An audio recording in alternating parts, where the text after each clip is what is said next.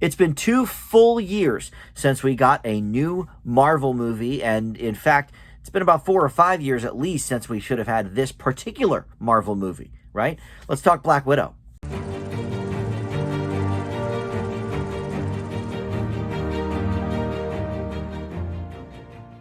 Hey guys, Dan here. This is Dan Reviews It. Welcome to my spoiler-free review for the new Marvel film, Black Widow. You can stream it on Disney Plus with their $30 Premier Access thing, or my recommendation would be to see it in a movie theater. I always encourage y'all to go see movies in the theater, support your local theaters, and support your national theater chains as well.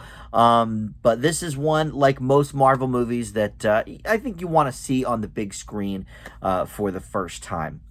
So before we get into the specifics of this film, I want to welcome you to Dan Reviews It. Thank you for finding this video. If you've stumbled across it, please consider subscribing if you'd like. We're right near that 800 subscriber mark. Would love to have you as part of that. And comment below as well. Did you see this movie? Where does it fall in line for you with the MCU? All right, so let's get first things first here. So this movie was supposed to come out last summer. Obviously, with COVID, many movies did not. Black Widow was one of the first to be moved because it was supposed to really kick off the summer movie season, and Disney and Marvel both decided, let's, shuffle this to 2021. So as a result, we got no Marvel content in 2020 for the first time in well over a decade. And as a result, Black Widow, which was supposed to start off phase 4 of the MCU, and cinematically it still does, but we got WandaVision, we got Falcon and the Winter Soldier, and then we got, part of Loki's still going, before we got Black Widow. So we do have some Marvel content going into phase 4 that maybe they sort of didn't do in the right order through COVID circumstances, but at the end of the day, it barely matters because this movie takes place 5 years ago. It takes place between the events of Civil War and Infinity War. And I will not give spoilers for the Black Widow film, but I imagine anybody that's watching this has seen Avengers Endgame, so you may know the fate already of the character of Natasha that is played by Scarlett Johansson, of course. So why now? Why even make a movie? Well, obviously, this is a movie that should have been made a long time ago. I don't know why they didn't.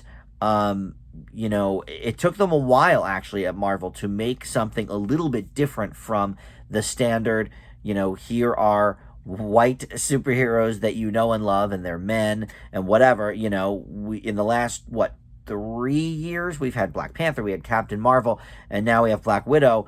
And I think...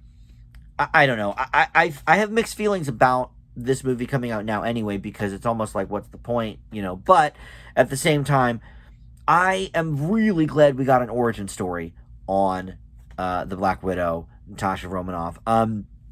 She's a character that we, over several, Marvel movies that she's been in, I don't know, 6 or 7 movies at this point, at least, with a small role.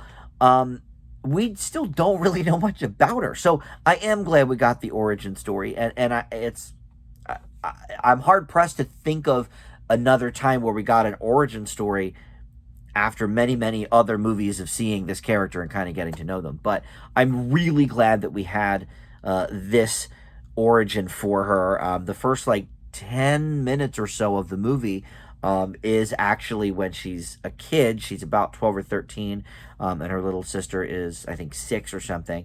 And we sort of see them growing up with their parents, played by David Harper and Rachel Weisz. And, we get a lot of that sort of history there. And then, something happens, roll credits at the beginning of the movie, and then we jump into the quote-unquote present day. It still takes place between Civil War and Infinity War, so I guess 2016 or something like that. And we see then Scarlett Johansson playing, of course, the lead role, but there's also other Black Widows. Florence Pugh is playing her sister Yelena, who is also a Black Widow. We sort of uncover the entire Black Widow program in this that we sort of saw a little bit of in Age of Ultron with the Red Room. Red Room plays in very, very heavily here in this film. Florence Pugh, I was very unfamiliar with up until 2019, and then all of a sudden she did like 3 movies that she got really good accolades for. She was the star of Fighting with My Family, which I think is a very underrated movie. That might have actually been 2018 now that I'm thinking about it, but still in that 2018-2019 era. Midsummer, which was not quite my taste in horror movies, but she was the headliner of it. She did a great job, and then she had a pretty sizable role in Little Women as well. So this gal Florence Pugh, she is, I think, going to be very big. I think she carried this movie. Like, it's funny because I love Scarlett Johansson. She did a very good job in this movie, as she always does. That doesn't surprise me.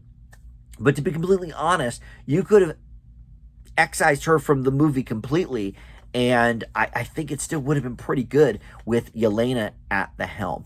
I think there is a lot of stuff about family here that obviously Natasha factors into as well. But if worse came to worse or whatever, I could see Florence Pugh actually, running this movie and it still being, pretty decent. But look, it's obvious that the MCU is setting up this phase 4, sort of the new era of people, because, they've lost a few people to death in the Endgame film, and then with I didn't finish the Winter Soldier show, but I sort of have heard through the grapevine about some of the things that happened, so obviously they're setting something else up there.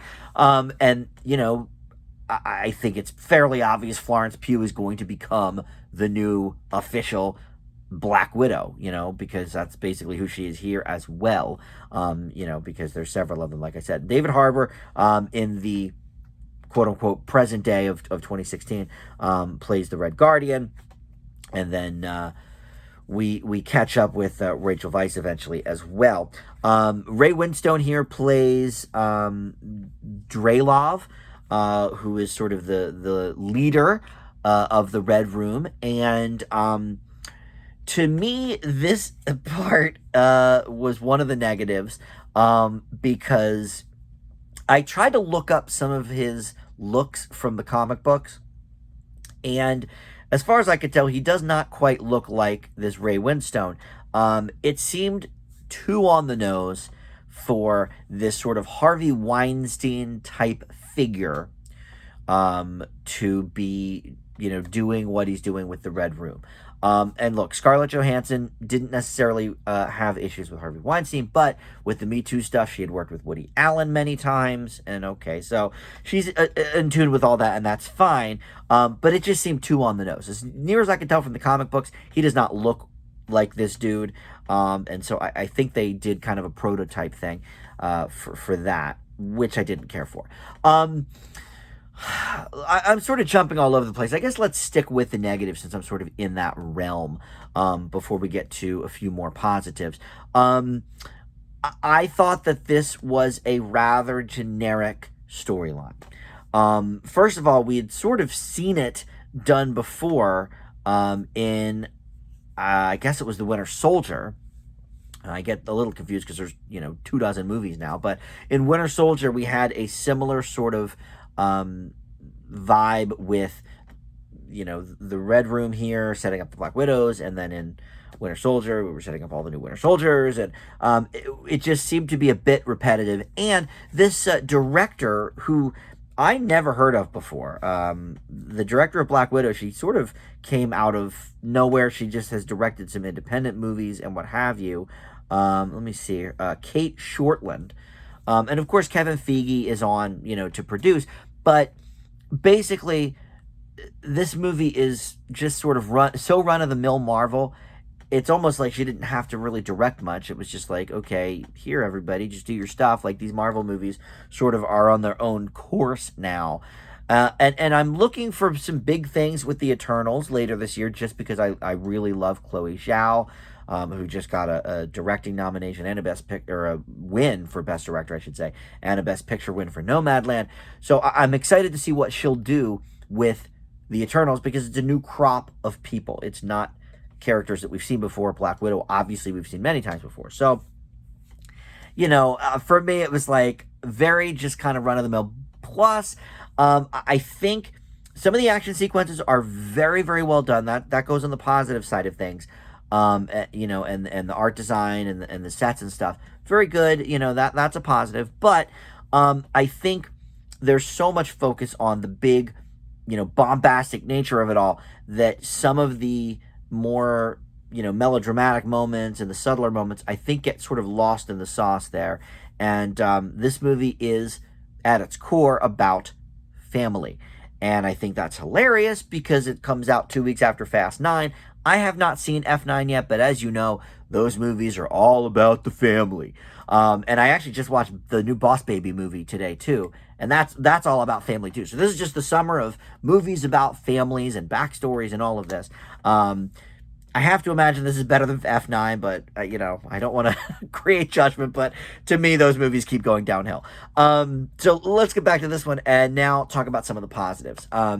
Everybody's giving a great performance. I mean, I don't think Rachel Weisz could turn in a bad performance, if you tried to make her. She is, I think, one of the more underrated actresses out there, and she never, I shouldn't say never because she's in Black Widow, but she rarely does these really big budget type of movies. She plays very well with the more indie releases and, some of the more, lower key dramatic stuff. And I think she shines there, but she does very, very well here as well. And David Harper's another one, he's gotten some accolades lately for Stranger Things, but the guy's been doing these types of movies for a couple of decades now. And, just as a character actor, but between this and Stranger Things, I think he's finally sort of like Catherine Hahn in WandaVision, like somebody who's been around so long, and I think is finally getting their due. So I love that for David Harbour as well. He does well here too. But really, the one that shines the most is Florence Pugh. I can't deny that. So again, a couple more positives. The set designs are great. The art direction is very good. And the fight choreography, even though, like I said, it does sort of take over a little too often, I think, when we could have had some more dramatic moments with the family. But it's very good, and I remember thinking as I was watching it, man, ScarJo's stunt doubles really, really, getting her money's worth with this role, because she's just kicking butt. And it's not like I noticed it was a stunt double. I just know Scarlett Johansson has a stunt double, so it's obviously her only doing kind of the close-up stuff. But this one is definitely a mixed bag for me. I don't regret seeing it in theaters. Unlike Cruella, which I recommended, do not pay the $30 on Disney Plus. This one I would say don't pay the $30 on Disney Plus just because I think you'll get more out of it seeing it on the big screen with a crowd like these movies are meant to be seen.